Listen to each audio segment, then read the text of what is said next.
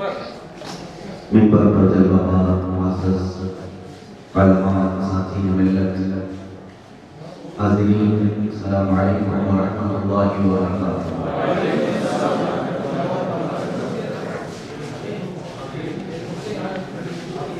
الحمدللہ الحنان المنان الذي علم القرآن،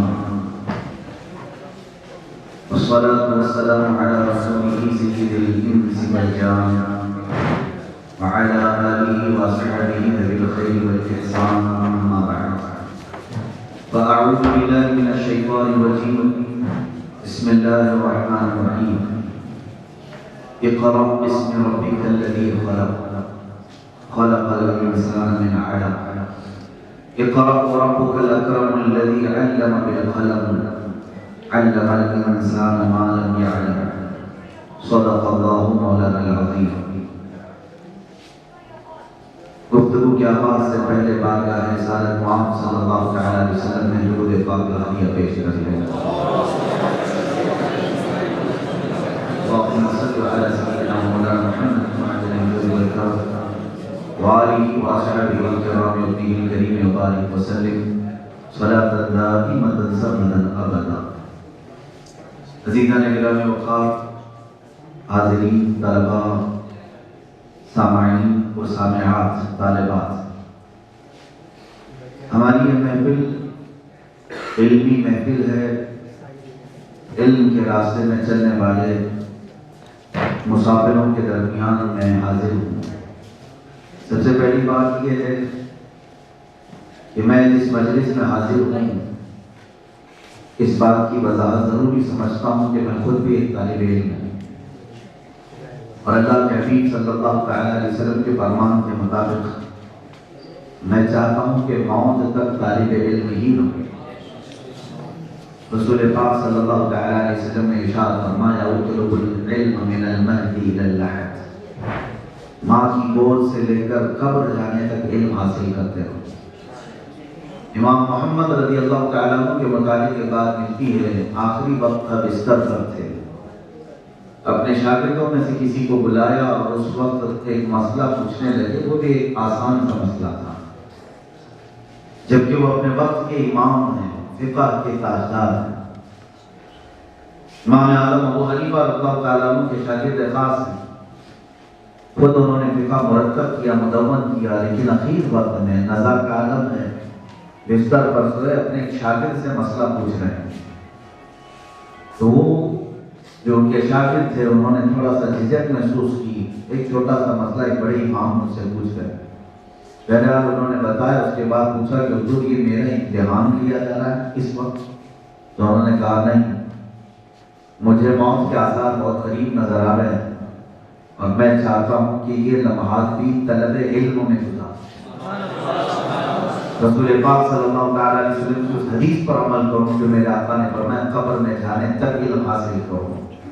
میرے عزیزو، یہ اسلام ہی کی خصوصیت ہے جو علم پر اس قدر توجہ دیتا ہے جتنی دوسری قومیں نہیں دیتی۔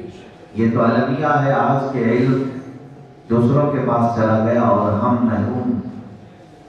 یہ المیہ ہے، وقت کے تھپیڑوں نے ہمیں بدل کر رکھ دیا، ورنہ دنیا میں عالم قوم کے نام سے صرف مسلم قوم ہی مشہور تھی۔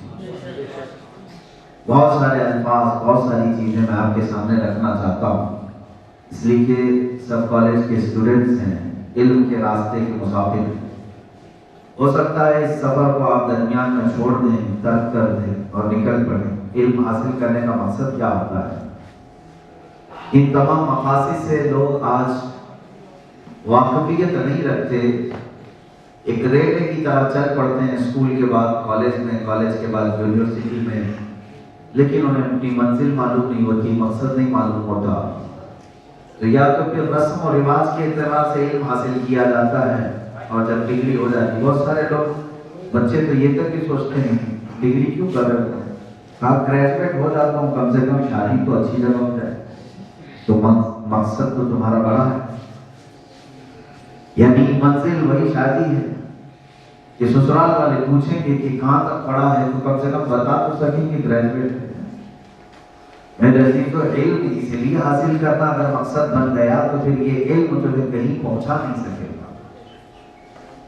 اور آج علم جس طرح سے کمرشل ہو گیا، یا تو پھر پیسہ کمانے کے لیے حاصل کیا جا رہا، تو یہ علم تمہارا پیسہ کما کر کے تو دے گا، لیکن تمہارے اندر انسانیت کبھی نہیں لا سکے گا۔ انسانیت جس کو کہا جاتا ہے وہ یہ علم نہیں لاتا جو کمرشل علم ہے۔ ہم نے دیکھا ہے بہت سارے ڈاکٹروں کو جو ڈاکو سے زیادہ خطرناک ہوئے، بہت سارے انجینئرز کو جن کے پاس علم بہت ہے لیکن وہ انسانی اقدار سے بہت گرے ہوئے پائے گئے۔ کیوں؟ علم تو ان کے پاس بھی آیا لیکن جو کمرشل علم آتا ہے وہ انسانی اقدار و اخلاق نہیں سکھاتا۔ بہرحال میں اسلامی نقطۂ نظر سے آپ کے سامنے جو مجھے کہنے کا حکم دیا گیا ہے، امپورٹنس آف ایجوکیشن کے سلسلے میں کچھ باتیں میرے بساط کے مطابق رکھنے کی کوشش کروں گی۔ عزیزان گرامی، یہ رسول پاک صلی اللہ علیہ وسلم کا اتنا بڑا ریولیوشن ہے علم کے میدان میں، جتنا پوری تاریخ میں چیلنج کرتا ہوں لا نہیں سکو گے آپ۔ انقلاب، کس چیز کا انقلاب؟ جہالت سے علم کی طرف لانے کا انقلاب۔ میں دونوں باتیں عرض کروں گا، سیرت مصطفیٰ صلی اللہ علیہ وسلم بھی، اور ہم کس قوم سے وابستہ ہیں، کس قوم کے ہم نکلے ہوئے افراد۔ عزیزان گرامی، جب مدینہ طیبہ رسول کریم صلی اللہ علیہ وسلم پہنچے ہیں، روایات یہ بتاتی کہ اس وقت سے 6 لوگوں کو لکھنا آتا تھا، 6 لوگ لکھنا جانتے تھے۔ عربوں میں یہاں لکھنے کا رواج کم تھا، وہ زبانی یاد رکھتے تھے، لکھنے کو آئے سمجھتے، خطوط لکھے جاتے تھے بس بادشاہوں کو، باقی کتابیں لکھنے کا رواج کم تھا۔ تو جو شعراء ہوا کرتے تھے ان میں سے بعض لکھتے تھے، بعض تو سب اپنے حافظے پر ڈیپینڈ کرتے تھے۔ لیکن 10 سال کے اندر، 10.5 سال کا عرصہ ہوگا، حضور اکرم صلی اللہ علیہ وسلم کی ہجرت ہوئی مدینہ، اور مدینے میں 10.5 سال کا عرصہ گزرا۔ اس 10.5 سال کے بعد جب میرے آقا صلی اللہ علیہ وسلم رحلت فرما رہے تھے دنیا سے، اب نقشہ کچھ اور تھا۔ تاریخ دانوں نے کہا 80,000 لوگوں کو لکھنا آتا تھا۔ اتنا بڑا ریگولیشن کوئی بڑی کالج کا پروفیسر بھی نہیں کر پایا۔ میرے عزیزو، اس میدان میں علم کے پھول کھلائے میرے آقا صلی اللہ علیہ وسلم نے، جو زمین بنجر تھی، عربوں کے ہاں اس کا رواج نہیں تھا۔ حتیٰ کہ دنیا کی ایک واحد مثال میں آپ کو بتاتا ہوں، جنگیں بہت ہوتی ہیں، آج بھی ہو رہی ہیں۔ جنگوں کا اصول یہ ہوتا ہے کہ ایک فوج دوسری فوج سے مقابلہ کر رہی ہے، لڑائیاں ہو رہی ہیں، جو فاتح قوم ہے، جو فاتح فوج ہے، فتح حاصل کرتی تو مغلوب فوج کو یا تو قیدی بناتی یا تو پھر ان کے ملک کو تاخت و تاراج کرتی۔ آج بھی یہی چل رہا ہے، جو جیت گیا وہ حاکم ہے، وہ قابض ہے اس علاقے کا۔ دنیا بھر کی جتنی جنگیں ہیں آپ دیکھ لیں، فاتح فوج مغلوب فوج پر ایسا قبضہ کرتی ہے کہ ان کے بچے عورتیں سب قید میں آتے ہیں، جیلوں میں چلے جاتے ہیں، یا تو پھر ان کے ساتھ برا سلوک ہو رہا ہے۔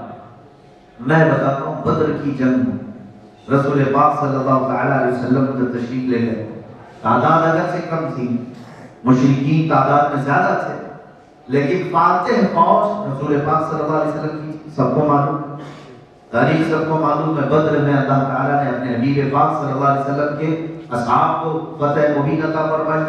اب فتح ہونے کے بعد اس وقت کا رواج کیا تھا؟ رواج یہی تھا کہ جو مغلوب فوج ہے، جس پر قبضہ ہوا ہے، ان سب کو لوٹ لیا جائے، ان کا مال، ان کی ساری چیزیں، اور جن جن لوگوں نے تلوار اٹھائی تھی ہمارے خلاف، ان کو قتل کیا جائے۔ وہاں تو تقریباً سب تلوار اٹھا کر کے آئے ہوئے مشرکین تھے، لیکن جب حضور اکرم صلی اللہ علیہ وسلم کی بارگاہ میں یہ قیدی بن کر کے آئے، 70 قیدی تھے، باقی تو بھاگ گئے تھے، 70 قیدی تھے جن کو پکڑا گیا تھا، ان کے ساتھ کیا کیا جائے مشورے ہو رہے تھے۔ ظاہر سی بات ہے، اس وقت کے اصول اور قوانین کے اعتبار سے بعض صحابہ نے مشورے میں یہی کہا کہ یہ وہ لوگ ہیں جو ہمارے خلاف تلوار اٹھائے تھے، ان کو موقع ملتا تو ہمیں یہ ٹکڑے کر ڈالتے۔ یہ اور بات ہے کہ اللہ تبارک تعالیٰ نے ہماری مدد فرمائی اور ان کو مغلوب کیا، لہذا اے رسول پاک ان کو قتل کیا جائے۔ بعضوں نے کہا جلا کر راکھ کر دیا جائے، پھانسی دی جائے۔ اس میں ایک مشورہ حضرت ابوبکر صدیق کا بھی تھا. آپ نے کہا ان سے فدیہ لے کر کے چھوڑ دیا جائے، ہو سکتا ہے یہ ایمان ہے. حضور اکرم صلی اللہ علیہ وسلم نے پسند کرتا. فدیہ کیا ہوتا ہے؟ اپنی جانب سے کچھ مال دے دینا اور اپنی آزادی حاصل کر لینا. تو اب 70 قیدی جو لائن میں تھے، حکم ہوا کہ تمہارے پاس جو ہے وہ دے کر کے چھوٹ جاؤ. اس وقت ایسا رواج نہیں تھا کہ دشمن فوج کو چھوڑا جائے. اس وقت کیا، آج بھی مجھے بتا دیں، آج بھی بتا دیں، کیا دو کنٹریز کی اگر جنگ ہوتی ہے، دشمن ملک کے فوجی اگر تمہارے قبضے میں آ جائے تو کیا تم پیسے لے کے چھوڑ سکتے ہو؟ نہ انڈیا چھوڑے گا، نہ پاکستان چھوڑے گا، نہ کوئی دوسری کنٹری آ چھوڑے گی. وہ تو عمر قید ہو جاتے ہیں نا جو گرفتار ہو. حضور پاک صلی اللہ تعالیٰ علیہ وسلم نے جب یہ اعلان فرمایا جس کے پاس مال ہے وہ فدیہ دے کر آزاد ہو جائے. اب ان میں کچھ ایسے لوگ بھی تھے جن کے پاس فدیہ دینے کی بھی طاقت نہیں تھی، مال دے کر چھوٹنے کی بھی طاقت نہیں تھی. اب ان کے لیے جو دوسرا آپشن ہے وہی میرے ٹاپک سے ریلیٹڈ ہے. حضور اکرم صلی اللہ تعالیٰ علیہ وسلم نے دوسرا آپشن انہیں کیا دیا؟ پیسہ نہیں ہے، مال نہیں ہے تمہارے پاس. اچھا، ان سے سوال یہ ہوتا، کوئی فن جانتے ہو، کوئی ہنر جانتے ہو، علم جانتے ہو کوئی؟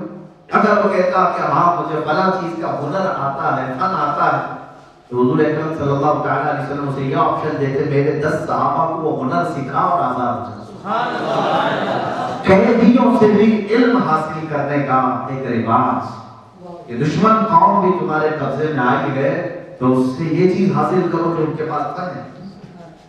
یہ رسول پاک صلی اللہ تعالیٰ علیہ وسلم کا سب سے پہلا دنیا میں منشور رہا ہے. جنگوں میں بھی مخالف فوج سے ان کے فنون حاصل کیے. میرے عزیزو، علم کے راستے پر اس قدر تیزی سے بڑھتا ہوا ہمارا قافلہ صرف 150 سال میں یہاں تک پہنچا تھا کہ تقریباً پورے یورپ میں اور پوری دنیا میں علم کا طوطی صرف مسلمانوں کا بولتا تھا، صرف مسلمان علماء تھا. خلیفہ ہارون رشید کو آئے ہوئے صرف حضور اکرم صلی اللہ علیہ وسلم کی وفات کے 150 سال بعد کا عرصہ. 150 سال کے عرصے کے اندر مسلمان کہاں تک پہنچے تھے؟ آج تک ان کی بلندیوں کو دنیا ناپ نہیں سکی. آج تک یہ تاریخ میں موجود آج حقیقت ہے جس سے ہم اپنے بچوں کو آج روشناس نہیں کرا رہے. میرے عزیز طلبہ اور طالبات، آپ اگر ہسٹری کے اسٹوڈنٹ ہیں تو میری دعوت ہے کہ ضرور مسلمان زیاروں کی تاریخ بھی پڑھو، اس لیے کہ تمہارے اندر ایک جذبہ پیدا ہوگا.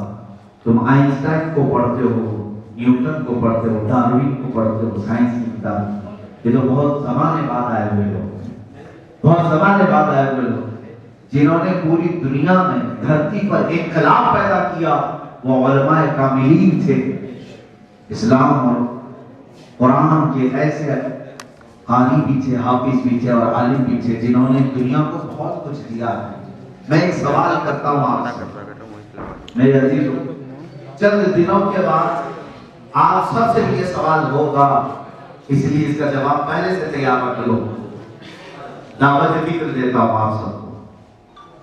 عربی میں یہ سوال ہوا تھا تو ہمارے ایک استاد ہیں، انہوں نے پوری کتاب لکھ ہے، پوری کتاب اس پر لکھ دی.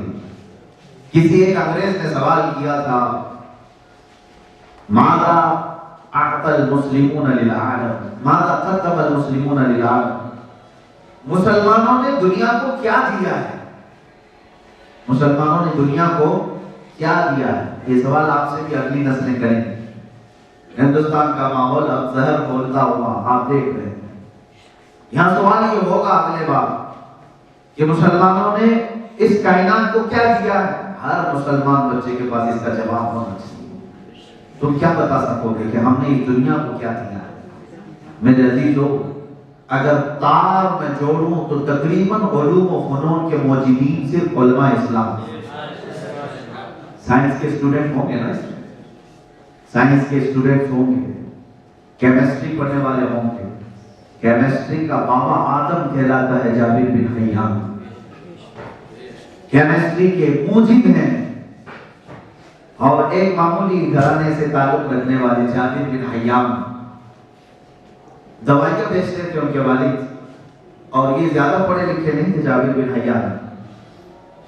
یہ آئے ہیں 190 کی آس پاس، 190 کی ہجری میں، جب ابھی خلیفہ ہارون رشید کا زمانہ قریب تھا۔ اس زمانے میں ایک نوجوان نکلتا ہے جابر بن حیان، اسے تجربوں سے بہت تجربات کرنے کا بہت شوق تھا، ایکسپیریمنٹ، جس سے ہم بہت دور بھاگے ہوئے ہیں۔ ہمارے یہاں تجربات نام کی کوئی چیز نہیں۔ ایکسپیریمنٹ کرنے کا شوق اتنا تھا کہ اس کا گھر پورا لیب بن چکا تھا، نوجوان، اور عمر تقریباً صرف 16 سال کی، 16 سال کی عمر سے لے کر 26 سال کی عمر تک جابر بن حیان نے اتنے تجربات کی۔ یہ وہ زمانہ نہیں ہے میرے عزیزوں کے سائنس کے بہت سارے آلات ہوں، بہت ساری مشینیں ہوں، کچھ نہیں تھا۔ آج کمپیوٹر میں ڈال کر کے بہت ساری چیزیں فوراً آپ حاصل کر لیتے ہیں۔ اس دور کی بات کر رہا ہوں، آج سے تقریباً 1200 سال پہلے کی بات۔ سائنس نام ہی نہیں تھا، بلکہ سائنسدان کس کو کہتے تھے اس زمانے میں؟ سائنسدان کا لفظ بھی بعد میں وجود میں آئے، پہلے یہ لفظ حکیم کے طور پر استعمال ہوتا تھا، حکیم، اور جس کا لقب حکیم ہوتا تو اس کو سائنٹسٹ کہا جاتا، یہ نئے نئے ایجادات کرتا ہے۔ اور حکیم صرف علماء ہوتے تھے، علماء ہوتے تھے، اس لیے کہ دنیا کو انہوں نے بتایا تھا کہ علم جتنا بھی ہے، چاہے وہ ایجادات کی دنیا میں ہو، یہ قرآن اور حدیث سے چھن کر کے ہی باہر نکلتا ہے، اس کی بنیادیں یہیں پر موجود ہے۔ قرآن پاک سے انہوں نے بہت سارے علوم ایجاد کیے۔ جابر بن حیان 16 سے 26 سال کی عمر میں ایکسپیریمنٹ کرنے والا ایک ایسا جوان، وہ خود اپنے طریقے بتاتا ہے کہ شروع میں نے الگ الگ دھات لیے اور اس پر تجربات کرنا شروع کیا۔ جانتے ہیں آپ، شاید کیمسٹری کے اسٹوڈنٹ ہوں تو وہ جانتے ہوں کہ سبلیمیشن جس کو کہتے ہیں،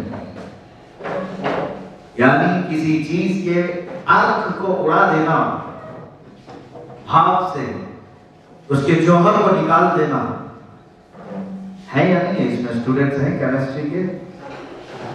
نہیں تو میری باتیں صرف ہوا میں نہ ہو جائے، اوپر سے نہ چلی جائے، لیکن اسٹوڈنٹس ہیں، جانتے ہیں، کسی بھی اسٹریم کے ہوں، کم سے کم تھوڑا بہت تو آپ کو شغف ہوگا کیمسٹری سے۔ یہ ایکسپیریمنٹ کرنے والے سب سے پہلے آلات کو جنہوں نے ایجاد کیا، جس کو کہتے ہیں جابر بن حیان، قرع انبیق، ایک آلہ ہے، جیسے شیشے رکھ کر کے اس کو بھاپ سے اس کے اصل چیز کو اڑا دیا جاتا ہے، اس کو عمل تصعید کہتے ہیں اردو میں، اڑا دینا، اور اس کا انگلش میں شاید تقریباً سبلیمیشن کچھ نام ہے، کہ اس کو اڑا دیا جاتا۔ اس کا موجب جابر بن حیان نے اپنے گھر میں شروع کیا، اپنے گھر میں شروع کیا اس جوان نے، اور آج تقریباً دنیا کی ہر یونیورسٹی، ہر کالج میں یہ ایکسپیریمنٹ ہوتا ہے اور نوجوانوں کو سکھایا جاتا ہے۔ میرے عزیزوں، اس کے بعد کلمہ کرنے کا، یعنی دو دواؤں کو ملا کر کے ایک تیسری چیز کرسٹلائزیشن، اس کا موجب جابر بن حیان خود اپنے گھر کے ایک کمرے میں کرتا تھا، اور دنیا کو اتنے بڑے علم کی طرف مائل کر دیا کہ آج تک جابر بن حیان کو چھوڑ دیا جائے تو کیمسٹری کا کوئی وجود ہی نہیں ہے، کیمسٹری کا کوئی وجود نہیں ہے۔ لیکن افسوس یہ ہے کہ جن کالجز میں کیمسٹری پڑھائی جاتی ہے، شاید و باید کبھی جابر بن حیان کی سیرت بھی بیان کی جاتی ہے، نہیں بیان کی، اس لیے کہ لوگوں کو معلوم ہے اگر بیان کریں گے تو پھر مسلمانوں کی فضیلت اس میں معلوم ہوگی۔ یہی اگر ڈارون اور نیوٹن آتے تو پتہ نہیں ان کو کتنا بڑا چڑھا کر کے پیش کیا جاتا، جو دھکے کھاتے رہ گئے بیچارے۔ مسلم سائنسدانوں کی تحقیقات پر یہ اٹھنے والے سائنسدان دنیا میں مشہور ہوئے۔ میرے عزیزو، یہاں پر بھی ایک تعصب رہا ہے، جتنے بھی مسلم سائنسدان تھے انہیں چھپا دیا گیا۔ غیر اگر چھپاتے رہے تو مجھے اپنوں سے شکایت اس بات کی ہے کہ تم کیوں نہیں مطالعہ کرتے ہو؟ تمہارے پاس تو تھا، جب کوئی علم دین سے تعلق رکھنے والا پروفیسر ہو، آپ کی کالج میں تو الحمدللہ کافی مسلمان موجود، تو یہاں ٹیچرز اور مسلمان پروفیسرز اور اسٹوڈنٹ اس بات کا تقاضا کیوں نہیں کرتے کہ ہمیں ہماری بھی تاریخ بتائی جائے، ہمارے علماء ہمارے اسلاف نے اس دنیا کو کیا دیا ہے؟ شاید وہ مطالعہ کرتے اور آپ کے سامنے رکھتے اس بات کو۔ میرے پاس تقریباً 100 سائنسدانوں کی فہرست موجود ہے جن کے نام بھی مجھے یاد نہیں ہو پائیں گے۔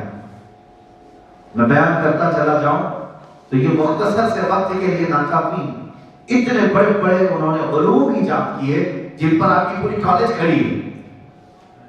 اگر وہ ان کے ایکسپیریمنٹ، ان کے تجربات، ان کی تحقیقات نکال لیں تو میں کہتا ہوں اس وقت کسی بھی کالج کا وجود باقی نہیں رہے گا۔ نہ انجینئرنگ پڑھائی جا سکے گی، نہ سائنس پڑھایا جا سکے گا، نہ بایولوجی پڑھا سکتے ہیں آپ، نہ سائنس میں، نہ جیوگرافی میں، اس لیے کہ ان کے موجودین علماء اسلام ہیں، تھیوری دینے والے، فارمولے دینے والے علماء اسلام ہیں۔ دنیا کو ہم سے چھٹکارا نہیں ہے میرے لیے، یہ ہم بیان کرتے رہتے اگر اپنے بچوں میں تو شاید پھر سے ہماری جماعت میں کوئی سائنسدان تیار ہو سکتا، مگر افسوس کہ ہمارے ان بچوں کو نشے میں لگا دیا گیا۔ نشہ دو طریقے کا ہے، ایک وہ بھنگ اور چرس کا نشہ، اور دوسرا اس زمانے کا سب سے خطرناک نشہ انٹرنیٹ کا۔ یہ دونوں کے ایڈکٹ ہوتے ہیں تو چھوٹتی نہیں یہ چیز۔ انٹرنیٹ اچھا بھی ہے اور برائیاں بھی ہیں، لیکن اکثر نوجوانوں کے ہاتھوں میں برائیاں غالب آ جاتی ہیں جس کے وہ ایڈکٹ ہو چکے ہیں، ان سے وہ نکل نہیں پاتے۔ سوشل میڈیا کے اتنے سارے ویب سائٹ جو چلائے جا رہے ہیں، میں سمجھتا ہوں آج اگر موبائل استعمال کرنے والا نوجوان ہے تو اس کو فون آتے اور جاتے بہت کم ہوں گے، 5%، 95% اس کا ٹائم فیس بک اور انسٹا پہ چلتا ہے، یا تو پھر یوٹیوب، واٹس ایپ پہ، جس میں انہوں نے مگن کر کے رکھا ہے، ایڈکٹ ہو چکے ہیں۔ دوسرا کچھ سوچنے کی مہلت ہی نہیں دی گئی۔ میں آپ کو ایک بات بتاتا ہوں، جارڈن میں تھا تو وہاں کے بڑے عالم دین تھے جن سے ملاقات تھی۔ انہوں نے کہا میں نے تاریخ میں بادشاہ کے متعلق پڑھا، بادشاہ نے اپنے وزیروں سے پوچھا میری کرسی لمبی دیر تک قائم رہے اس کے لیے مجھے کیا کرنا ہوگا؟ تو کچھ نے مشورے دیے کہ آپ رعایا کو خوش رکھیں، آپ ان کو روٹی، کپڑا، مکان، یہ ساری چیزیں دیں۔ کسی نے کہا ان کو منتھلی وظیفہ آپ جاری کر دیں۔ کسی نے الگ الگ سہولیات کی بات کی کہ آپ ان کو یہ دیتے رہیں، آپ کی کرسی لمبی چلے۔ ایک وزیر تھا جس کو ہماری زبان میں کہیں کہ وہ زیادہ سیانا، چاپٹر، اس نے بادشاہ سے کہا کہ میرے پاس ایک فارمولہ ہے، اس پر عمل کرے تو آپ کی کرسی ہلے گی۔ کہا کیا ہے؟ کہا اپنی رعایا کے نوجوانوں کو نشے کا عادی بنا دو، نشے کا عادی بنا دو۔ کہا یہ کیسے ہوگا؟ کہا مل جائے گے ہر جگہ سے، اپنی ان کو کیک جو کچھ بھی ہیں یہ سب مہیا کرا دو۔ کہا اس سے ہوگا کیا؟ کہا یہ نشے میں مصروف جوان کبھی آپ کی کرسی کی طرف دیکھے گا ہی نہیں۔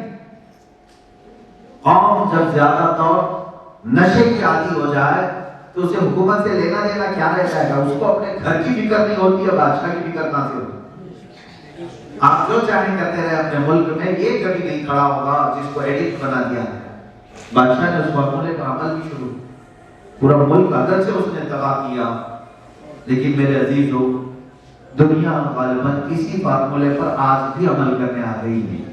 آج پھر سے اسی کی شروعات کی گئی کہ اگر مسلمان بچے اپنے حبیب پاک صلی اللہ تعالیٰ علیہ وسلم کی سیرت پر آ گئے، صحابہ کی سیرت پر آ گئے اور اپنے اسلاف کی سیرت یہ انہوں نے پڑھ لیا تو دنیا کی نیندیں حرام ہوں گی۔ ان کو اپنی تاریخ پڑھنے سے روکو، اس کا ایک علاج ہے کہ ان کو کسی اور نشے کا ایڈکٹ بنا دو۔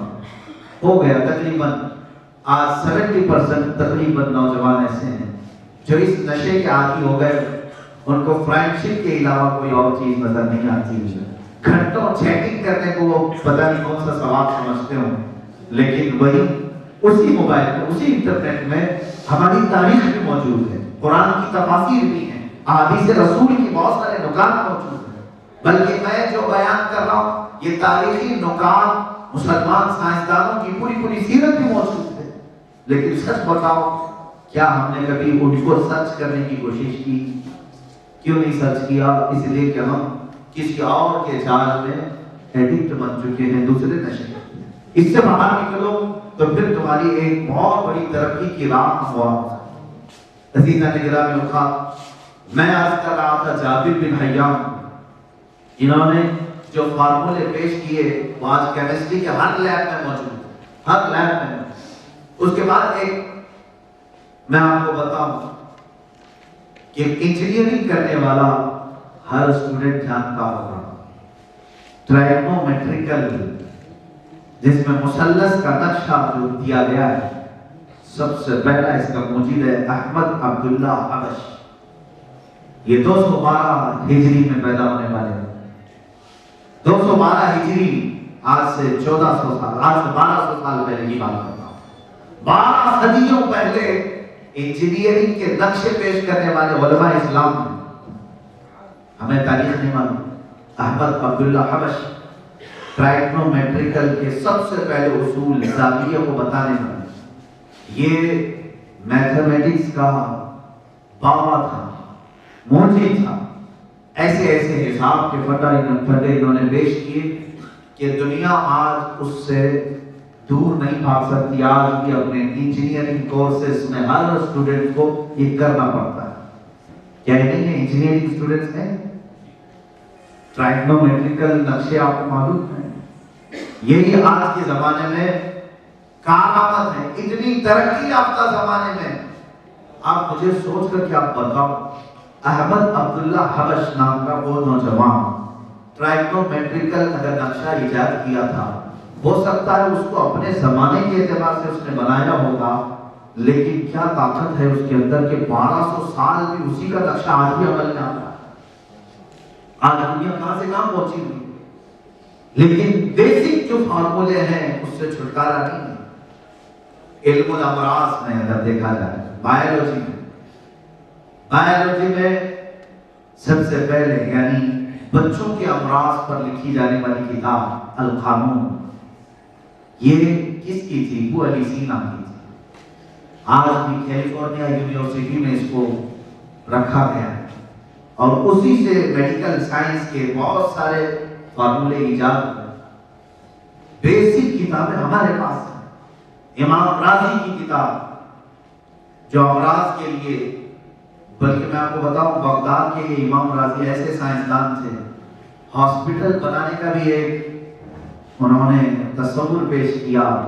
اس وقت سب سے پہلا ہاسپٹل بن رہا تھا بغداد۔ پہلے ہوتے تھے حکیم گھر جا کر کے علاج کرتے تھے، لیکن وقت کے خلیفہ نے کہا کہ کوئی ایک ایسا سینٹر ہو جہاں مریض آ کر کے ایڈمٹ ہو سکے، اچھی دیکھ بھال ہو سکے۔ کہاں بنایا جائے؟ یہ پہلی مرتبہ بن رہا تھا کوئی مستشفیٰ، ہاسپٹل، شفا خانہ۔ تو لوگوں نے الگ الگ جگہ منتخب کی کہ یہ جگہ آپ بنا لیں۔ امام رازی اس وقت مشورہ کیا ہے، انہوں نے ایک بیل کا گوشت، جو بھی گوشت ہو، کٹوایا، اور اس کے بعد اس کے بڑے بڑے پیس کیے، اور اس کو لکڑی میں رکھ کر کے بغداد کے ہر محلے پر لٹکایا۔ کہا کہ ہر محلے میں گوشت کا ایک ایک ٹکڑا لگا رہے گا، 1 دن 2 دن 3 دن تک۔ اس کے بعد امام رازی نے جہاں جہاں یہ گوشت کے ٹکڑے تھے سب واپس منگوائے۔ دیکھا کچھ ٹکڑے سوکھے تھے، کچھ سڑ گئے تھے، کچھ بدبو مار گئے تھے۔ اس میں سے ایک ٹکڑا ابھی بھی تر و تازہ نظر آ رہا تھا 3 دن کے بعد۔ تو امام رازی نے پوچھا کہ یہ گوشت کا ٹکڑا کہاں سے لایا؟ فلاں محلے سے۔ کہا یہاں ہاسپٹل بننا چاہیے۔ کہا کیوں؟ کہا یہاں کی آب و ہوا جسم کو جلدی نہیں سڑاتی، یہاں کی غذا انسانی جسم کے لیے اور گوشت کے لیے موزوں ہے۔ میں نے یہ ایکسپیریمنٹ اس لیے کیا تھا کہ بدن انسان کو اگر گلانے والی ہوا ہے، موسم کا فرق ہوتا ہے، تو وہاں ہاسپٹل بنانے پر ہوگا یہ کہ آپ مریض کو دوا دیتے رہیں گے، لیکن ہوا اس کے جسم کو پگھلاتی رہے گی۔ ہاسپٹل بھی بنانے کا علم سب سے پہلے علماء اسلام نے ہے۔ میرے عزیزو، یہ ہے اگر کسی نے سوال کیا ماذا قدم المسلمون للعالم، مسلمانوں نے دنیا کو کیا دیا، تو آپ پیش کر سکتے ہو کیا نہیں دیا ہے، کیا نہیں دیا ہے۔ ہر علم کے اندر، ہر علم کے میدان میں ایک بہت بڑا ذخیرہ ہمارا موجود ہے، لیکن افسوس اس بات کا ہے کہ ہم ان کو پڑھے ہوئے نہیں، ہم ان کو باہر لائے ہوئے نہیں۔ یہ تاریخ میں میرے عزیزوں سے اس لیے عرض کر رہا ہوں بچوں سے کہ شاید کہ تمہارے دل میں بات اثر کر جائے اور تم آج سے اپنی منزلیں طے کر دو، اپنے مقاصد متعین کر دو۔ علم حاصل کرنے کا مقصد میرا کیا ہے؟ میں کالج کی سرزمین پر اپنی زندگی کا ایک بہت ہی قیمتی وقت گزار رہا ہوں، تو کس کام کے لیے؟ میں یہاں کیا کرنے آیا ہوں؟ صرف نوکری کرنا ہی ہے، پیشہ کرنا ہی ہے؟ تو میرے عزیزوں صرف کتابوں سے کیا، کچھ محنت سے آپ وہ بھی حاصل کر سکتے ہیں۔ جیسے آج ایک ٹرینڈ چلا ہوا ہے، کون سی کمپنی میں مجھے اچھی جاب مل جائے، اسی پر سب کی توجہ ہے۔ کمپنی جاب دیتی ہے کہ نہیں دیتی ہے، سب کو یہاں پر کیوں؟ تم نے اپنے ذہن میں ہمیشہ ملازم بننے کی فکر کیوں بنائی؟ نوکر اور مزدور بننے کی فکر کیوں بنائی؟ تم موجد بننے کے خیال سے پڑھتے رہو کہ مجھ سے کوئی ایسی چیز نکل جائے کہ پوری دنیا کو میری جانب سے ایک تحفہ ہو، میں دنیا سے چاہتا رہوں تو کائنات کو میرے وجود کا احساس تو رہے۔ میرے عزیز اسی لیے تو شاعر نے کہا ہے موت اس کی جس کا کرے زمانہ افسوس۔ یوں تو یہاں سبھی آئے ہیں مرنے کے لیے، سبھی آئے ہیں مرنے کے لیے، مر جائیں گے، لیکن تمہارے جاتے جاتے دنیا کو خالی پن کا احساس۔ یہ بہت کچھ دنیا کو دے گیا لیکن اچانک چلا گیا۔ آپ اپنی فیلڈ کو متعین کرو کہ میرے علم حاصل کرنے کا مقصد صرف نوکری نہیں ہے۔ آج میں ایک بات یہ بھی بتا دوں، میرے اپنے شاگردوں میں یا میرے چاہنے والے معتقدین میں کئی بچے ایسے ہیں جو بہت ہی ٹیلنٹڈ ہیں، بہت اچھی فکر رکھتے ہیں، یہاں تک کہ مرسیڈیز کمپنی میں اور جاپانیز کمپنی میں بہت سارے اسٹوڈنٹ جو انجینئرنگ کر کے نکلے ہوئے ہیں، وہ اپنے ایکسپیریمنٹ ان کمپنیوں کو پیش کرتے ہیں۔ ہمارے کچھ ایسے نوجوان بھی ہیں جنہوں نے الیکٹرک کار اب جو آنے والی ہوگی اگلے زمانوں میں، اس کے لیے چارجنگ کیسے ہوگی، اس کی بیٹری ہو سکتی ہے یا نہیں، وائرلیس چارجنگ کیسے ہوگی، ہمارے بچے نے بنایا، عمر اس کی 20-22 سال کی، لیکن کمپنی کا ایک مزدور ہے ملازم، جو وہ بنا کر کے پیش کرے تو اس کا سارا کریڈٹ اس کمپنی کو ہی آتا ہے۔ کمپنی کا مالک چاہے اتنا پڑھا لکھا نہ ہو لیکن وہ موجد کہلاتا ہے، لوگوں کو خرید کر کے ان کی محنتیں وصول کرتے ہیں۔ میرے عزیز فکر اتنی بڑی رکھو، اللہ نے تمہارے پاس ذہن سلیم کیا ہے، عقل کامل عطا کیا ہے، اس لیے کہ مسلمان کا ذہن خدا وحدہ لا شریک کی طرف جب متوجہ ہوتا ہے تو اسے کائنات میں سب سے بہترین عقل دی جاتی ہے، کیونکہ دوسروں کی طرف جب جھکتا ہے بندہ خدا کو چھوڑ کر تو اس کو کہا جاتا ہے کہ اس کی عقل پوری نہیں۔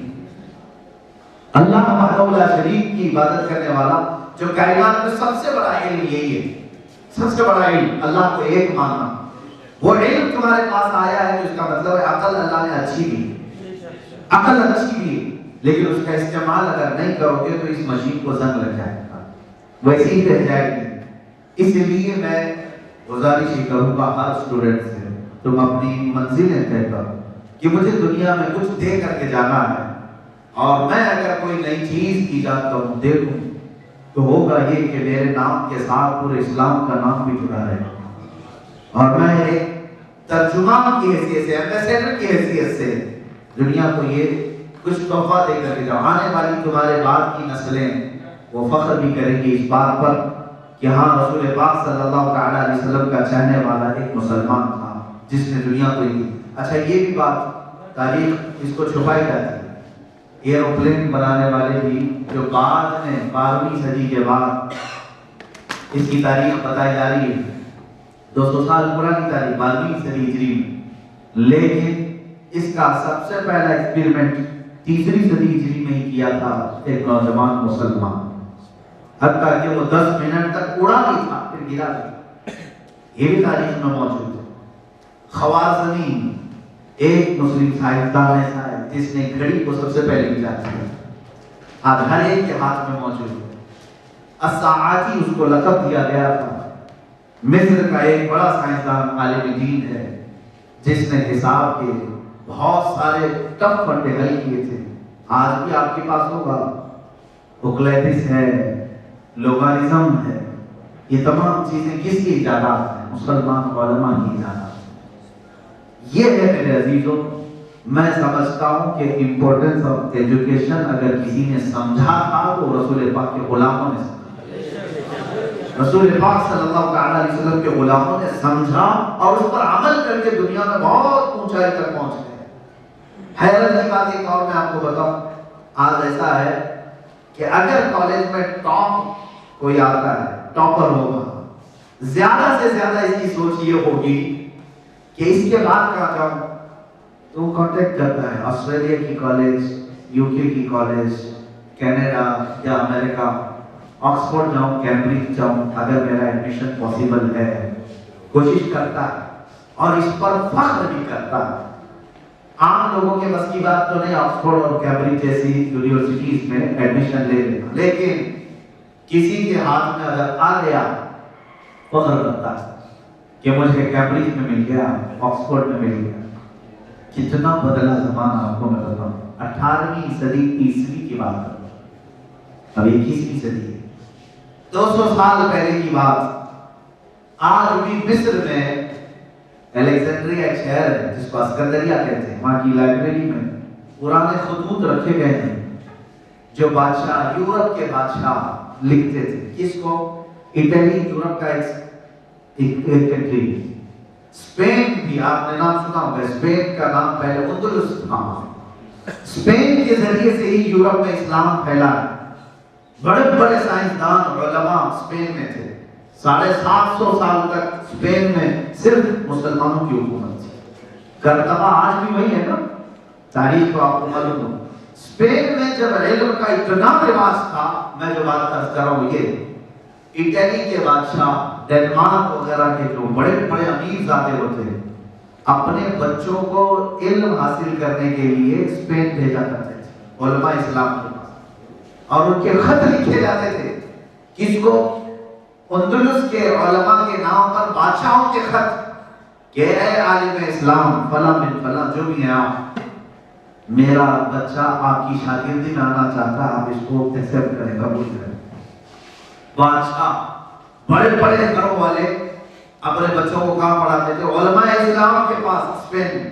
اور جب ان کے بچے اسپین سے پڑھ کر کے واپس آتے تھے اٹلی میں، ڈنمارک میں، تو ان کو دیکھنے کے لیے پورا کا پورا محلہ جمع ہوتا تھا۔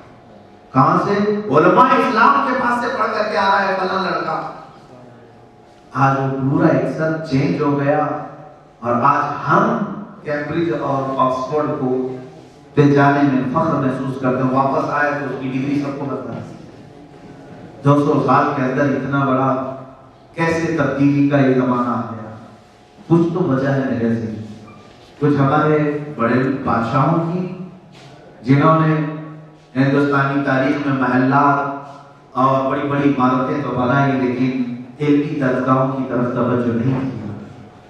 ہاں یقیناً قطب مینار ایک دیکھنے کی جگہ ہے، تاج محل دیکھنے کی جگہ ہے، لال قلعہ دیکھنے کی جگہ ہے، ہزاروں اس زمانے کے کروڑوں اس پر خرچ ہوئے ہوں گے، لیکن میرے عزیزوں ان دیکھنے کی پکنک پوائنٹس کے اندر جا کر آنے والے کو علم کا ایک مسئلہ بھی نہیں معلوم ہوگا۔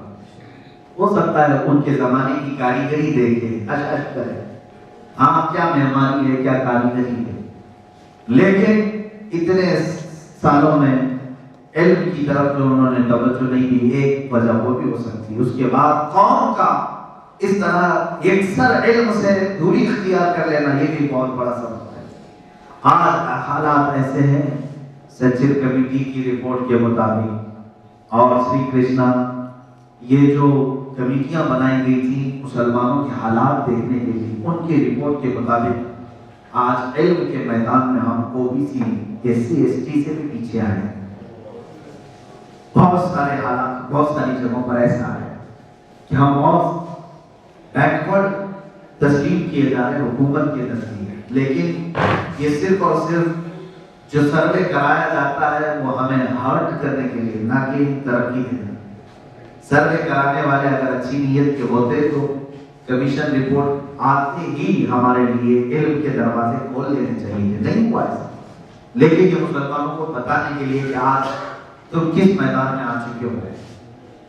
اب ایک بات میری طرف سے یہ یاد رکھ لو، یہ میرے لیے بھی اور آپ کے لیے، میں نے بڑے بڑے علماء کے نام آپ کے سامنے گنائے، لیکن اس سے کچھ ہوگا نہیں دوسروں کو ادھرم سلطان بود کہنے کا کوئی حاصل نہیں.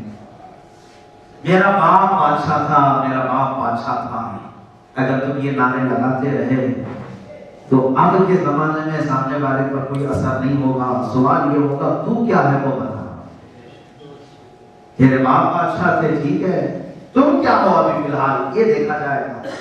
میرے عزیزوں، میں نے جو اپنے اسلاف اور علماء اسلام کی تاریخیں تمہارے سامنے رکھی اس لیے کہ ماضی کی تاریخیں جب یاد آتی ہیں تو بچے کے اندر ایک جذبہ اور حوصلہ پیدا ہوتا ہے کہ میں بھی اس راستے پر جاؤں.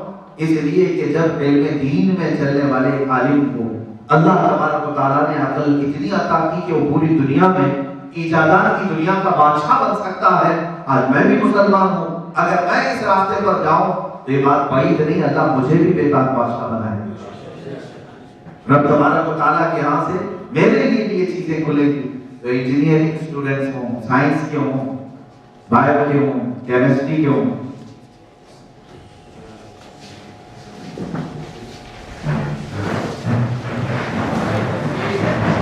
نعرہ تکبیر، نعرہ رسالت، علماء سنت ڈاکٹر مفتی محمد یونس صاحب قبلہ. نعرہ تکبیر، نعرہ رسالت.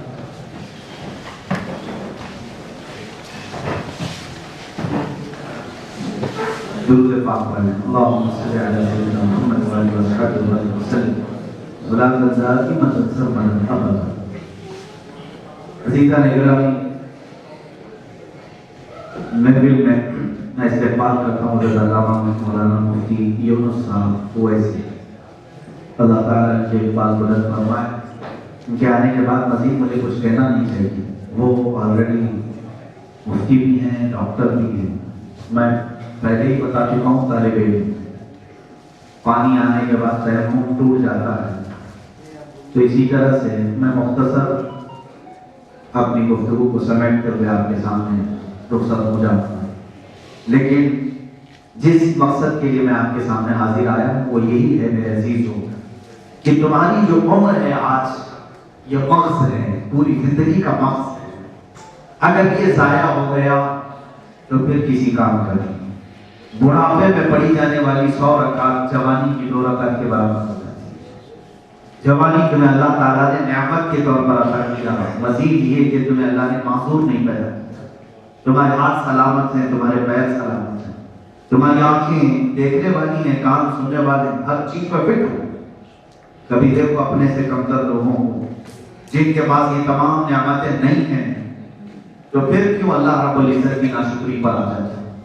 اللہ تعالیٰ نے تمہیں بن مانگے سب نعمتیں عطا کی ہیں. عقل اچھی ہے، سوچنے سمجھنے کی صلاحیت تمہارے پاس ہے، اٹھانے والے ہاتھ ہیں، چلنے والے پیر، دیکھ سکتے ہو، کان سے سن سکتے ہو، سب چیزیں موجود ہیں. اسی لیے حدیث پاک میں عرض کرتا ہوں اللہ کے حبیب صلی اللہ علیہ وسلم ارشاد فرماتے ہیں لا تزول قدم ابن آدم حتى يسأل عن 5 يوم القيامة او كما قال رسول اللہ علیہ وسلم.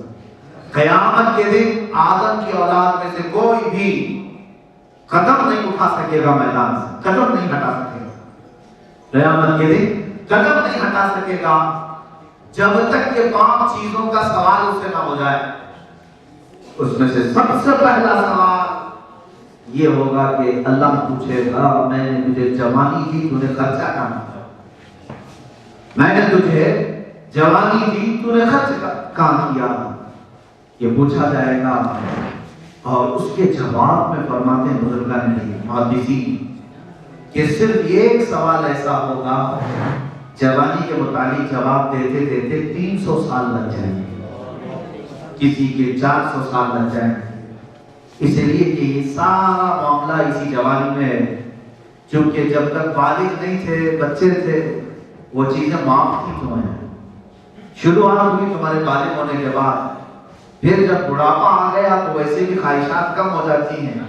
بڑھاپے میں لوگ زیادہ گناہ نہیں کرتے الا ماشاءاللہ. آپ ان 2 عمروں کو دے کے بچپنا اور بڑھاپا کے بعد نکالیں تو جو کچھ بھی دنیا میں ہوتا ہے وہی جوانیوں میں ہوتا ہے.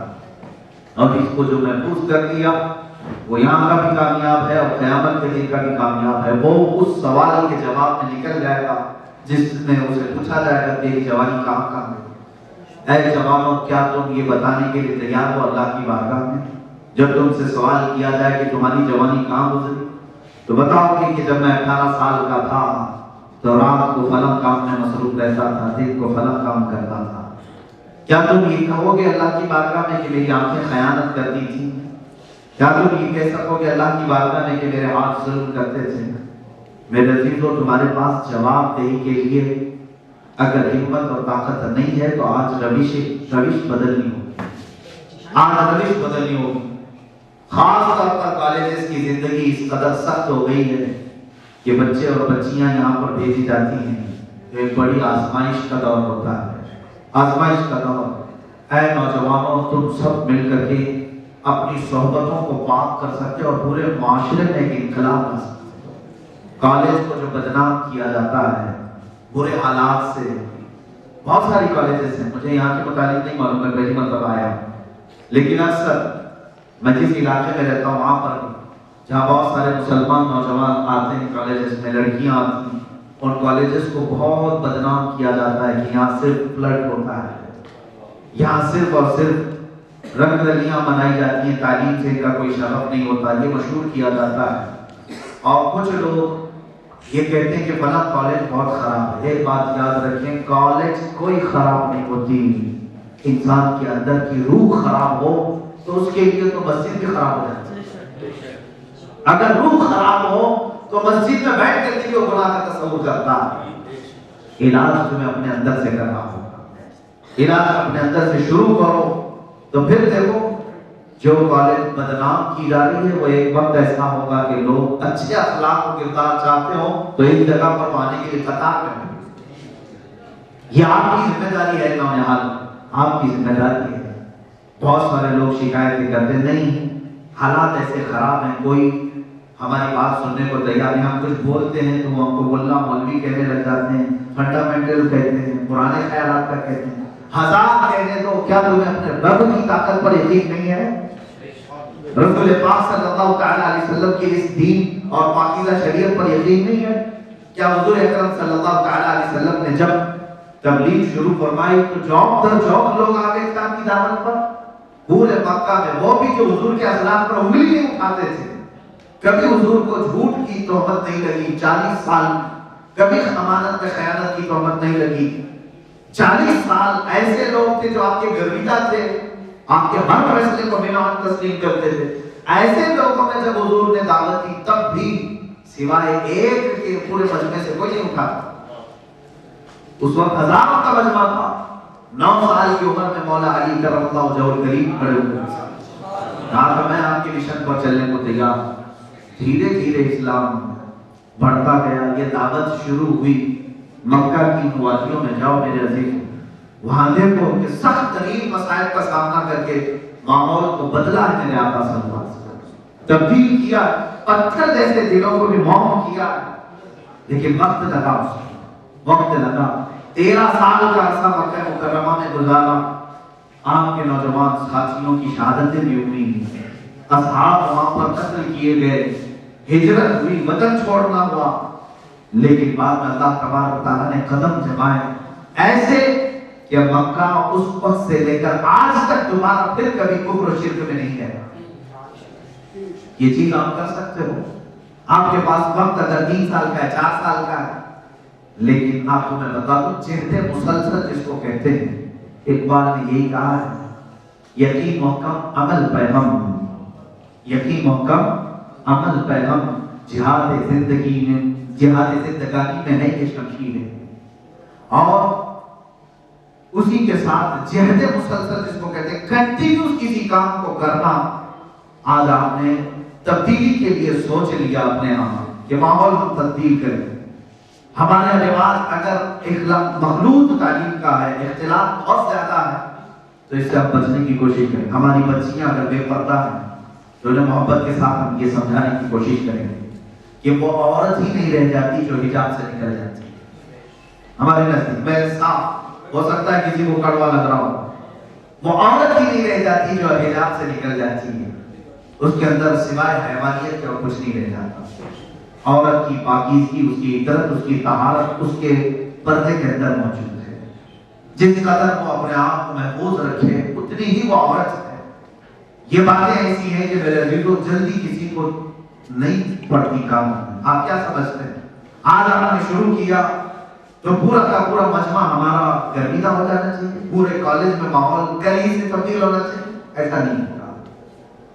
نل ٹپکتا ہے، کبھی کبھار قطرے قطرے ٹپکتے رہتے ہیں نل کے بند کرنے کے بعد، اس کے نیچے اگر پتھر ہے تو آپ دیکھیں پتھر میں بھی کبھی کبھار سوراخ ہوتا ہے، نشان بنے رہتے ہیں۔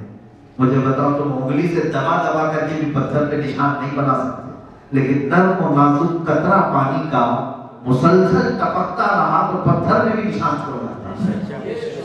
یہ چیز آپ کر سکتے ہیں کہ آج اگر میں نے شروعات کی، آج نہ صحیح کل نہ صحیح، شاید ہو سکتا ہے کہ ہمارے بچے جب یہاں داخلے کے لیے آئے اس وقت ایک پاکیزہ ماحول انہیں نصیب ہو سکتا ہے، جہاں ہر ایک کی فکر اعلیٰ ہو، ہر ایک کے اقدار بلند ہو، ہر ایک کے اخلاق بلند۔ نوجوان جو کالج میں آئے وہ رسول کریم صلی اللہ علیہ وسلم کا ترجمان بن کر کے آئے، یہ تمہارے اخلاق و کردار دیکھے جا رہے ہیں۔ تو ظاہر سی بات ہے یہاں پر آئے ہو تو کثرت مسلمانوں کی کثرت کی وجہ سے بہت سارے لوگ آتے ہیں کچھ ایسے کالجز میں، ظاہر سی بات ہے دنیا تمہارے دیکھ رہی ہے، آج دیکھ رہی ہے کہ یہ مسلمان کالج کے نام سے یہاں گئے تو ہیں، لیکن یہ لے کر کے کیا ہے، ان کے اندر کے اخلاق اور کیریکٹر کیا ہے، ان کی بچیاں کیسی ہیں۔ یاد رکھنا تمہارے برے اعمال صرف تمہیں بدنام نہیں کریں گے، غیروں کے سامنے یہ ہوگا کہ وہ تمہیں تمہارے رسول سے جوڑ کر کے دیکھتے ہیں، حضور پاک صلی اللہ علیہ وسلم سے جوڑ کر کے دیکھتے ہیں۔ میرے عزیزوں یاد رکھو تمہارے کندھوں پر ایک بہت بڑی ذمہ داری ہے نوجوان، کہ تم چلتے پھرتے بھی ہو تو تمہارے ساتھ اسلام ہے، تم آج کہیں بیٹھتے اٹھتے ہو کسی سے بات کرتے ہو تب بھی غلامی رسول کی زنجیر تمہارے ساتھ، تمہیں رسول سے جوڑ کر کے ایک اجنبی دیکھتا وہ یہی کہتا ہے کہ محمد عربی کا غلام ہے، اس کے اخلاق ایسے۔ مجھے وہ بات یاد آتی مدینہ طیبہ میں صحابہ کس قدر اہتمام کرتے تھے اپنی نسبتوں کا۔ ایک ایسا مقروض تھا جس کے اوپر مقدمہ ہو گیا تھا عمر فاروق کے پاس، کہا کہ یہ قرض لیا دیتا نہیں، اور اس کو طلب کیا حضرت عمر فاروق رضی اللہ تعالیٰ عنہ، اس نے کہا میرے پاس کچھ ہے نہیں۔ کہاں کا رہنے والا؟ بہت دور کا رہنے والا۔ تو قرض ادا کرے گا یا نہیں؟ کہا مجھے 2 دن کا وقت دیا جائے، میں اپنے وطن جا کر کے لے کے آ جاؤں۔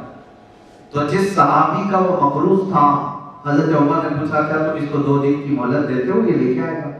کہا کیا گارنٹی ہے واپس آئے گا نہیں؟ کیا گارنٹی ہے یہ آئے گا کہ نہیں آئے گا؟ تو حضرت عمر نے کہا عدالت میں پہنچ چکا ہے تیرا کوئی ضامین ہے یہاں پر؟ کوئی ضمانت لینے کو تیار ہے؟ کہا میں مدینے میں کسی کو پہچانتا ہے، جانتا ہے، اتنے میرے تعلقات نہیں کہ کوئی ضمانت لینے کے لیے کھڑا ہو جائے۔ تو حضرت عمر نے کہا پھر تو تجھے مہلت نہیں دی جا سکتی، تجھے جیل میں بھیجا جائے گا۔ مجمع میں بیٹھے ہوئے ایک صحابی حضرت ابو درداء رضی اللہ عنہ کھڑے ہوئے، کہا میں اس کی ضمانت لیتا ہوں۔ پہچانتے ہو؟ کہا نہیں پہچانتا۔ 2 دن کے بعد اگر یہ نہ آئے تو اس کی جگہ جیل میں تم ہو گے۔ کہا منظور ہے۔ آپ نے ضمانت دے دی۔ وہ نوجوان چلا گیا، اور 1 دن 2 دن گزرنے کے بعد جب دوسری دن عدالت لگی، حضرت عمر فاروق رضی اللہ تعالیٰ عنہ نے پوچھا کہ فلاں جو قرض لانے کے لیے گیا تھا آیا تھا نہیں آیا؟ تو طلب کیا گیا مقروض جن کا قرض تھا، وہ صحابی بھی تھے، حضرت ابو درداء بھی تھے، وہ کھڑے ہوئے کہ مجھے میرے وعدے کے مطابق آپ گرفتار کر سکتے ہیں، لے سکتے ہیں۔ ابھی یہ بات چل رہی تھی کہ وہ مقروض حاضر ہو گیا، اپنا قرض لے کر کے آیا اور کہا کہ مجھے تھوڑی سی تاخیر ہوئی، میں معذرت چاہتا ہوں، جس کا قرض ہے کہ میں واپس دینا چاہتا ہوں۔ قرض واپس دیا، قرض واپس دینے کے لیے وہ آیا تو اسی وقت میں جانتے ہیں آپ جن کا قرض تھا مدینے میں وہ صحابی کھڑے ہوئے حضرت عمر سے عرض کرتے ہیں امیر المومنین میں نے اس کا قرضہ معاف کر دیا، میں نے اس کا قرضہ معاف کر دیا، اس سے کہے کہ یہ پیسے اپنے پاس رکھ لے، مجھے نہیں چاہیے۔ وہاں دیکھیں آپ حدیث میں ہے امیر المومنین حضرت عمر فاروق رضی اللہ تعالیٰ عنہ نے پوچھا 2 دن پہلے تو تم نے اس کے اوپر مقدمہ کیا تھا اور آج تم نے اس کے قرضے کو معاف کیا، کیا بات ہے؟ کہا کہ مجھے ایسا لگتا تھا کہ یہ چیٹر ہے، دھوکہ باز ہے، یا غلطی کرے گا، لیکن جب یہ اپنے وعدے پر پورا اتر آیا، یہ بھی صحابی یا حضور صلی اللہ تعالیٰ علیہ وسلم سے اس کی کوئی تو نسبت ہے، مسلمان میں نے صرف اس لیے معاف کیا کہ بعد میں آنے والی قوم یہ نہ کہے کہ محمد کے غلاموں میں معاف کرنے کا جذبہ ختم، کوئی یہ نہ کہہ دے کہ نبی کے غلاموں میں معاف کرنے کا جذبہ چلا گیا، اس لیے میں نے معاف کیا، میرے رسول پر کوئی بلی نہ اٹھائے۔ سوچو میرے عزیزو، صحابہ یہ اہتمام کرتے۔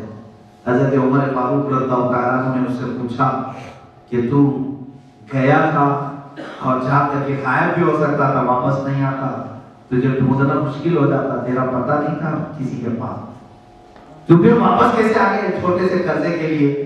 اس نے کہا امیر المومنین بات صحیح کہہ رہے ہیں، میں اگر چلا جاتا تو یہ لوگ ڈھونڈ بھی نہیں پاتے اس قرض کے لیے، لیکن مجھے احساس اس بات کا تھا کہ دنیا بات بھی یہ نہ کہے کہ رسول کے غلام غدار ہوتے ہیں، کوئی حضور پاک صلی اللہ تعالیٰ علیہ وسلم پر انگلی نہ اٹھائے کہ محمد عربی کے غلام وعدہ خلافی کرتے ہیں، جفا یعنی دھوکے باز ہوتے ہیں، غدار۔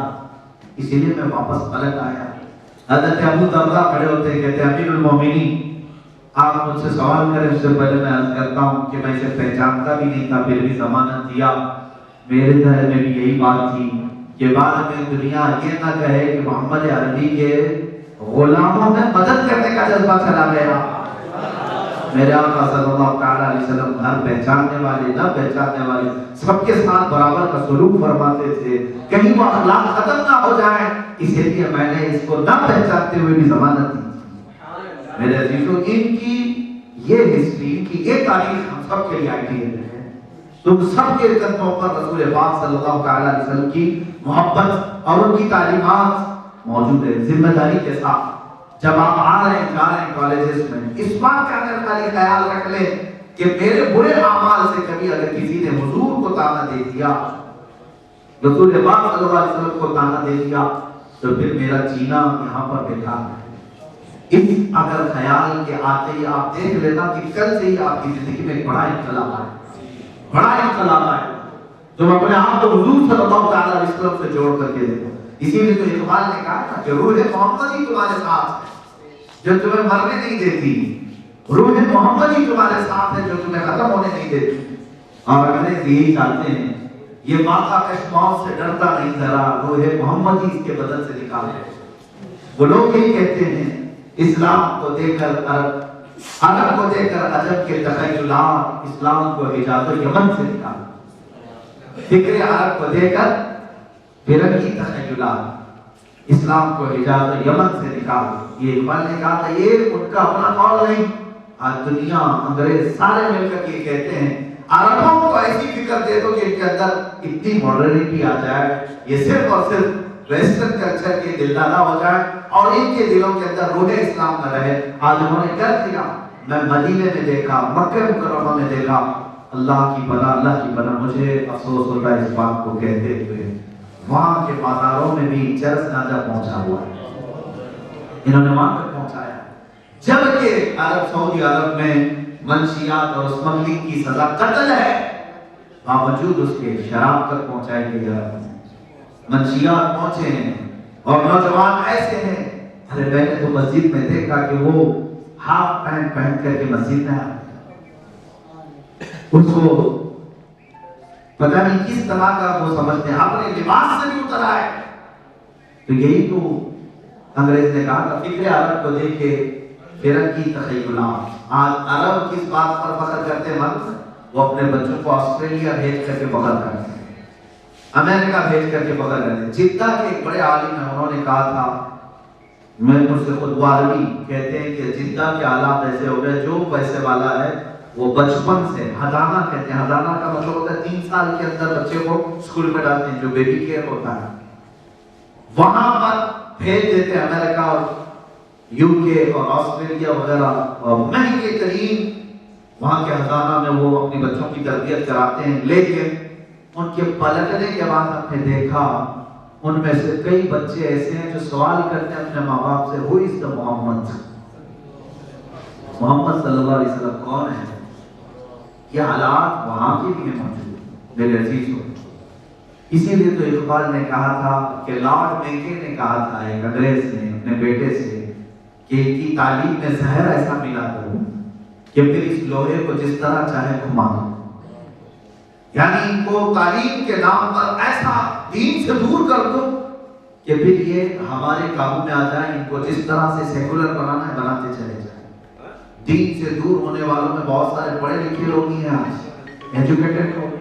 ارے بہت سارے پروفیسر, بہت سارے ٹیچر, بہت سارے پڑھے لکھے لوگ آج دین کی بنیادوں پر بات کرنے سے ڈرتے ہیں. مجھ سے ملنے سے بھی کتراتے ہیں بہت سارے پروفیسر, کہتے ہیں یہ مولانا جہاد کی بات کرتے ہیں. ہم اگر لفظ جہاد نکال دو اسلام میں تو حضور کی 10 سالہ سیرت بھی نکالنی پڑے گی. تم کون سی سیرت کے پروگرام کر رہے ہو؟ بہت سارے لوگ یہ کہتے ہیں ہم حضور کی سیرت بیان کریں گے, سیرت کا پروگرام کریں گے. سیرت کا پروگرام کرو گے؟ ہم لفظ جہاد کے لیے اتنا کتراتے ہو, ڈرتے ہو. حضور کی سیرت کے 10 سال تمہیں نکالنے پڑیں گے جو مدنی زندگی ہے وہ پورے جہاد میں گزری.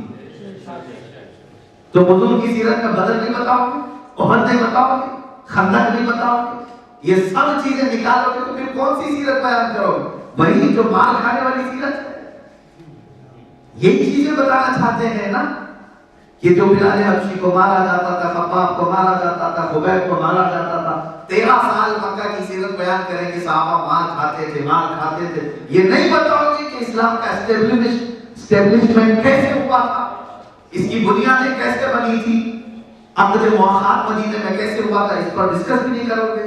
میرے عزیزو, یہ ہے تعلیم کا زہر جو ہمارے درمیان ڈالا جا رہا ہے.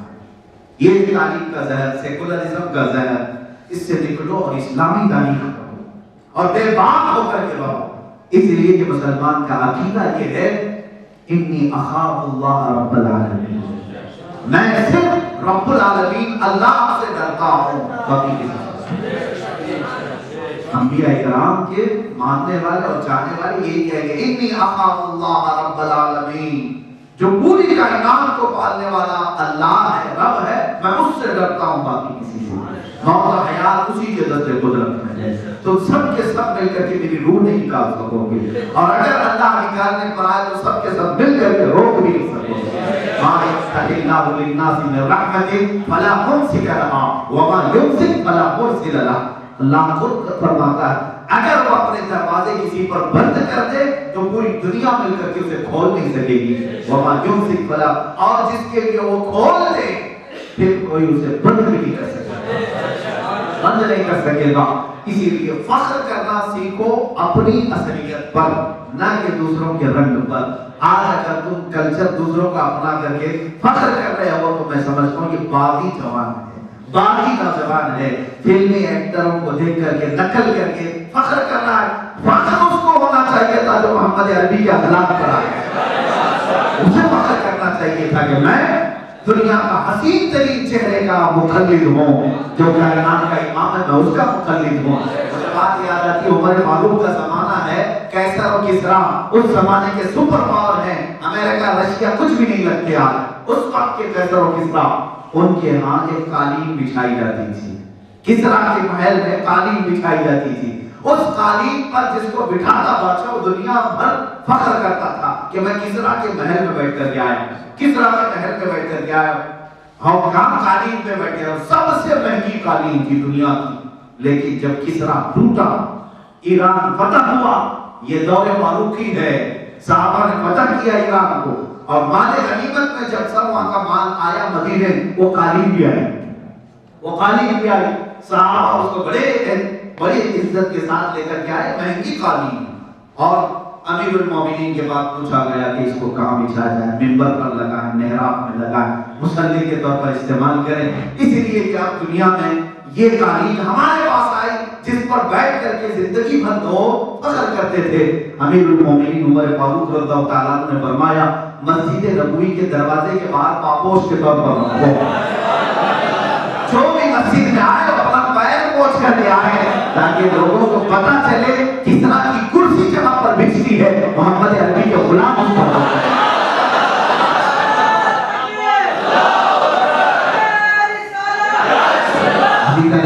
فخر ہم جو ہے اپنی اصلیت پر کریں نہ کہ دوسروں کی تکلیف پر. اللہ نے ہمیں کیا نہیں دیا ہے, کون سی چیز نہیں دیا ہے؟ اس رسول کو تمہارے درمیان بھیجا ہے جو چاند کو مسخر کر سکتا ہے.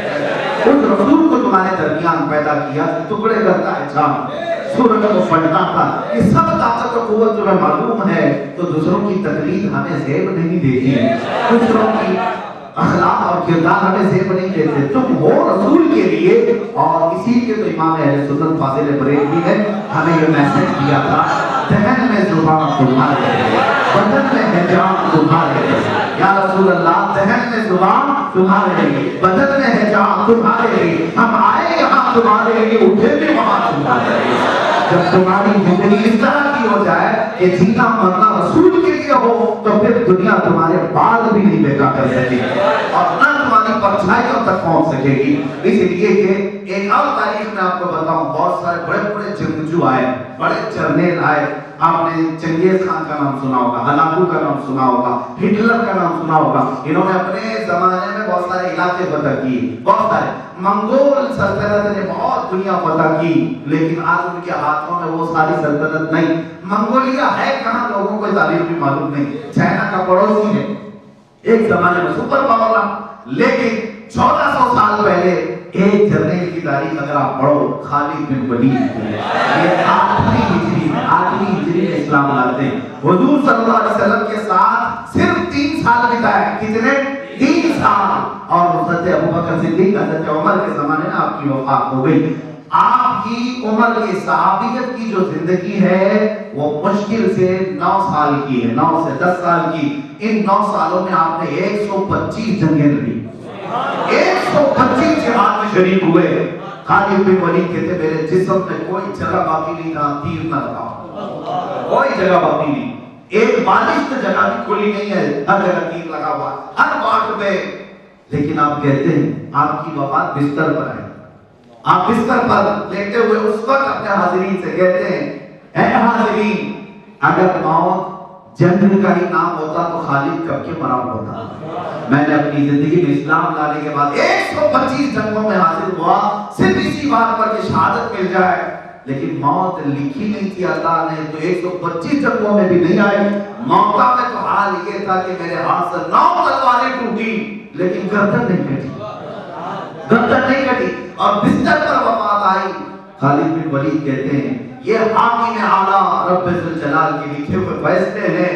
جب وہ کسی کو موت بستر پر دے تو 1000 جنگیں بھی کیوں نہ لڑ لے, کہیں میدان میں تمہیں کوئی کاٹ نہیں سکے گا. اور خالد بن ولید کی جو بات میں عرض کر رہا تھا وہ یہ ہے, دنیا کے سارے جرنیلوں کو پڑھو آپ, سارے بڑے بڑے سپہ سالاروں, انہوں نے بہت سارے علاقے فتح کیے. خالد بن ولید سیف اللہ المسلول کی ایک اسپیشلٹی, ایک خصوصیت تمہیں آج دے کر کے جا رہا ہوں, باندھ کر کے رکھ لینا. 125 جنگوں میں جن جن علاقوں میں آپ نے فتح اسلام کے پرچم لہرائے, آپ کی ایک صرف خصوصیت ہے خالد بن ولید کے, وہ علاقے 1400 سال کے بعد بھی کبھی کافروں کے ہاتھ نہیں گئے. آج تک موقع میں خود جا کر کے آیا جارڈن میں, جہاں آپ نے بہت خون ریز لڑائی لڑی. آپ کے جتنے فتح کیے ہوئے علاقے خالد بن ولید کے, اللہ نے ان کو یہ خصوصیت دی کہ وہ علاقے آج تک دوبارہ پھر کافروں کے حوالے نہیں ہو سکتے. میرے عزیزو, یہ تاریخ اسلام ہے, ہم فخر کریں رسول پاک. وہ خالد بن ولید جو 125 جنگوں میں 125 علاقے فتح کر کے اسلامی سرحدوں میں داخل کرتے ہیں, اب ان کا گرو کس پر تھا, وہ پراؤڈ فیل کس پر کرتے تھے, اپنی جمع مردی پر, اپنی طاقت پر, تلوار بازی پر, جوہر پر نہ. ایک میدان جنگ میں ان کی ٹوپی گر گئی تو اٹھانے کے لیے چل پڑے, کافر کی تلوار سامنے تھی اور آپ وہ ٹوپی اٹھا رہے تھے. اس نے ہاتھ روک لیا اور کہا خالد تم تو بڑے پہلوان, بہت بڑے جنگجو, لیکن آج جو بیوقوفی ہوئی تم سے, ایک ٹوپی سر سے گری ہے تو جنگجو سامنے وہ نہیں دیکھتا کیا گری ہے, وہ تلوار سے مقابلہ کر رہا ہوتا. میری گردن دے, میری تلوار میری گردن پر آ جاتی, تم تو ٹوپی اٹھانے لگا. خالد بن ولید نے کہا یہ اور ٹوپی ہوتی تو میں چھوڑ دیتا. میرا یقین اسی بات پر ہے کہ جو مجھے فتح حاصل ہوتی ہے اسی ٹوپی کی برکت سے. بچتا کیوں؟ کہا اس ٹوپی میں نے اپنے رسول کے 3 موئے مبارک رکھے. یہ یہ ہے پراؤڈ فیل کرنا کس پر؟